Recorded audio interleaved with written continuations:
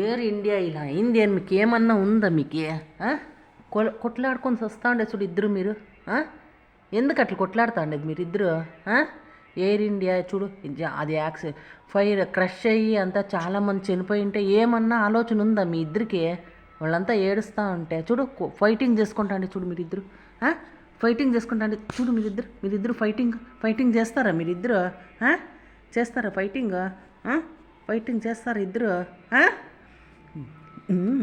ఫైటింగ్లు చేస్తారు, ఫైటింగ్లు ఇంట్లో తిని ఎక్కువై.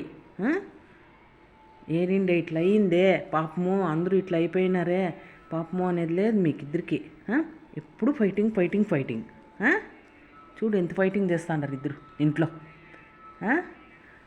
మీలాంటి పిల్లలు ఎంతోమంది చనిపోయినారు, తల్లిదండ్రుల ఆక్రందన చూడలేకపోతున్నాం. చూడండి, వాళ్ళు పైలట్ ఒక్కరు కాదండి పరీక్ష చేయాల్సింది. ఒక ఫ్లైట్ని వేలు పెట్టి వాళ్ళ నమ్మకంతో, పైలట్ మీద నమ్మకంతోనే కదండి ఎక్కేది. పైలట్ నమ్మకంతో ఎక్కితే వాళ్ళు ఎన్నిసార్లు ఇది 10 ఇయర్స్లో ఒక క్రష్ అయింది, ఇప్పుడు ఒక క్రష్ అయింది. 10 మంది పరీక్ష చేసి ఏమైంది అని టెస్ట్ చేసి కాదు వాళ్ళు పైలట్ పోవాల్సింది. ఎన్నో వేలు 300 అనుకోండి, 350 మంది అనుకోండి. చూడండి ఎంతమంది పోయినారు చూడండి. వాళ్ళు అంత సరిగా ఉందా లేదా అని చూసుకొని కాదండి వాళ్ళు చేసేది ఫ్లైట్ని క్రష్.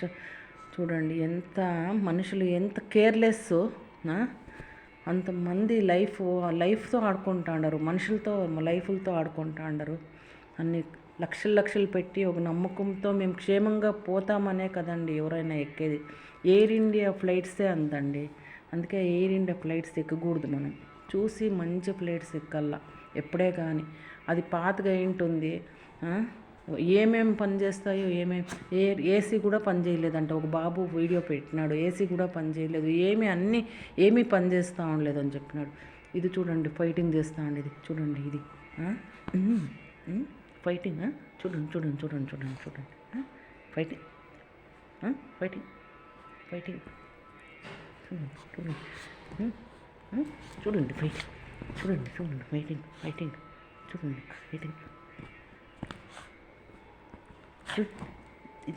Fighting fighting.